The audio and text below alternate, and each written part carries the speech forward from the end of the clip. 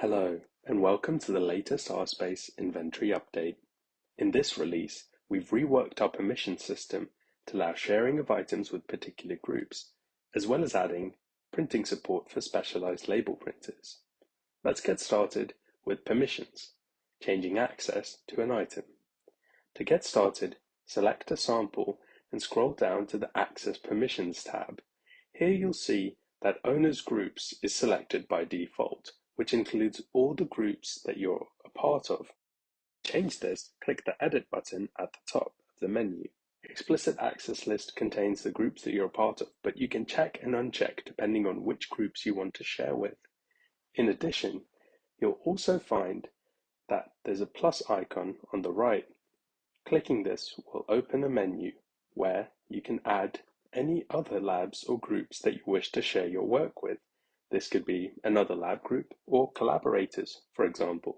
This makes taking control of your data easier than ever. Make sure you hit Save to register the changes. In addition, we've also introduced support for specialized label printers, for example, zebra printers. To begin, navigate to a sample or subsample and select the Barcodes tab. Here you'll be able to see all existing barcodes generated by RSpace and added by the user. Select the printing icon to begin printing a barcode. Here you'll see options for a standard printer or the newly added support for label printers. Selecting a label printer will allow you to choose between the full and basic print layout. The full layout contains extra details, whereas the basic layout contains the QR code and the name. There's more on this in just a bit.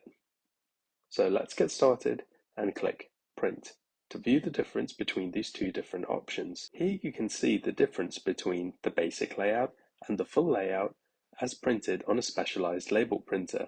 As always, make sure to check out the Inventory Hub for more information. That's all for this video. Thank you for watching.